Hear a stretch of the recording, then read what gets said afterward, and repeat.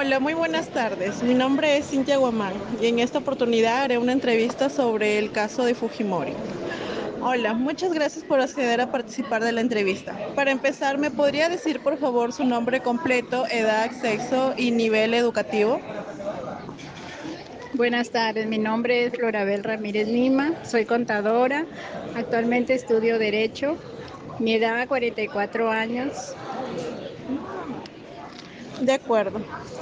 La siguiente pregunta es, ¿cuáles considera que fueron los principales problemas económicos, políticos y o sociales que se vieron en el gobierno de Alberto Fujimori en el Perú? Bien, en el gobierno de Alberto Fujimori, pues, como se dice, fue un cambio, ¿no?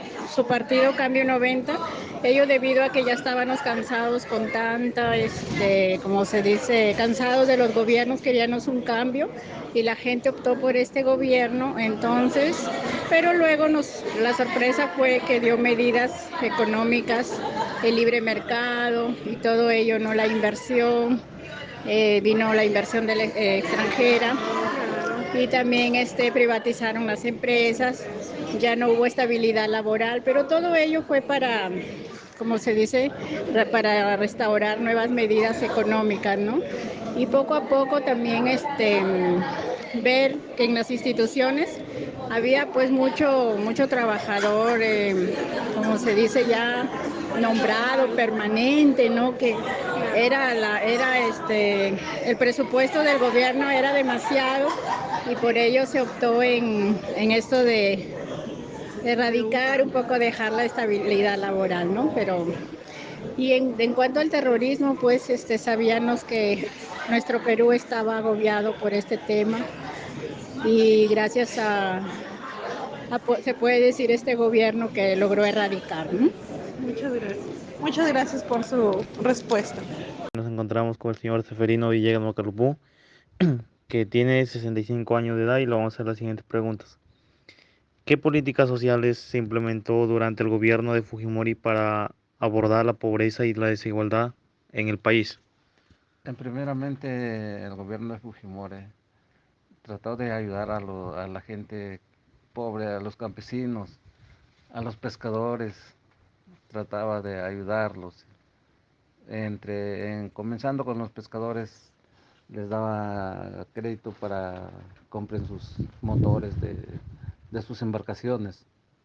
A los campesinos también les compraba, les daba crédito de maquinarias para que trabajen en la agricultura. Eh,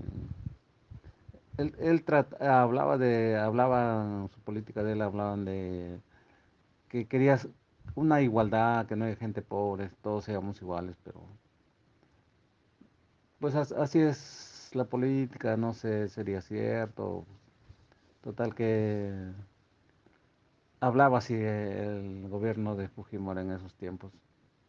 Pero sí, los tractores se hizo realidad porque acá muchas personas tienen su tractor de ese tiempo que compraron con el gobierno de Fujimori. Igualmente los pescadores tienen sus embarcaciones que compraron en ese tiempo, les daba facilidad, les daba créditos y les daba facilidad de pago. Ya. ¿Qué opina de las medidas que se realizaron en el gobierno de Fujimori para combatir a los grupos terroristas como el Movimiento Revolucionario Tupac Amaru y Sendero Luminoso? En esos años se hablaba del terrorismo, se hablaba del coche bomba, y en Lima ponían coche de bombas y había destrucción a veces así habían muertes. En el tiempo de Fujimori trataron de combatir eso, pero así pues eso quizás no lo combate nadie porque hasta ahorita existe el terrorismo. En esos años se escuchaba hablar del coche bomba. En Lima venían, instalaban y explotaban esos. ¿Y usted qué opina sobre las medidas que realizó el gobierno de Fujimori para enfrentar eso? Mi idea mía, pues yo decía pues que ese gobierno, si todos los gobiernos habían sido de, de- hubiesen tratado de combatir el terrorismo, hoy día fuera otro, quizás fuera el país fuera diferente, porque hasta ahorita hablan del terrorismo que existe todavía. De ahí del presidente Fujimori a hoy no se escucha que hayan tratado de combatir eso. Ya, ok, muchas gracias. Ahora nos encontramos con la señora Olivia Silvana y la pregunta sería, ¿cómo cree que ha trascendido el gobierno de Fujimori hasta la actualidad? El gobierno de Fujimori ha trascendido hasta la actualidad por sus acciones controvertidas, tanto positivas como negativas. Por un lado, se le reconoce por haber derrotado al terrorismo de Sendero Luminoso y por haber estabilizado la economía del país. Por otro lado, se le acusa de haber cometido graves violaciones a los derechos humanos, de haber corrompido las instituciones democráticas y de haber huido del país y renunciar por fax.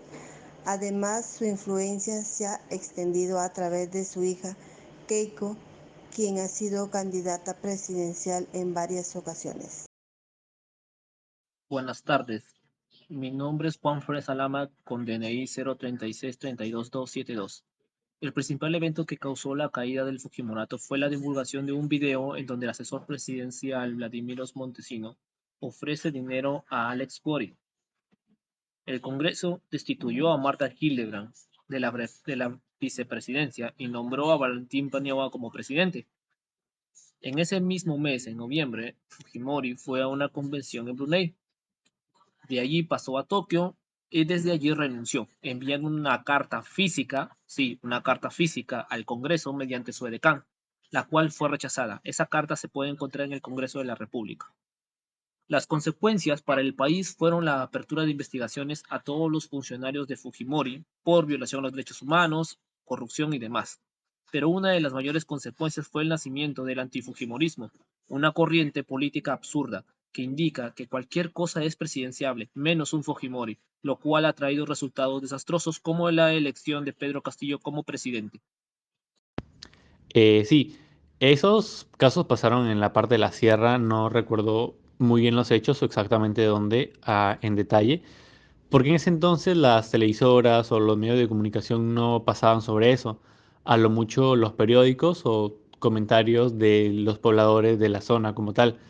Y bueno, yo no tenía familia, bueno, yo no tengo familia en la sierra, gran parte de mi familia o todos los de mi familia son del norte, de Piura como tal. Así que no tengo muchas experiencias o mucha información sobre el tema. Sin embargo, mi opinión sobre eso es que el gobierno quiso controlar la sobrepoblación en la parte de la sierra, ya que de ahí las familias son muy numerosas, tienen una gran cantidad de hijos y bueno, creo que no lo supieron gestionar de una forma correcta y así por eso es que las rebeliones y las malas prácticas de sus gobernantes. Bueno, habían pocas televisoras en ese tiempo y Fujimori en ese entonces aprovechó lo que era la televisión chicha. En ese tiempo tuvo mucha popularidad y las personas veían ese tipo de televisión, pues, sobre todo los que habían votado por él en ese momento. Y por otro lado, como que las otras personas se rebelaron porque los periódicos no informaban bien lo que estaba haciendo Fujimori. Sobre todo esto se dio en la capital, en Lima. Y bueno, aquí en Piura amaban al chino, pues, y se creía que todo lo que decían los medios era cierto.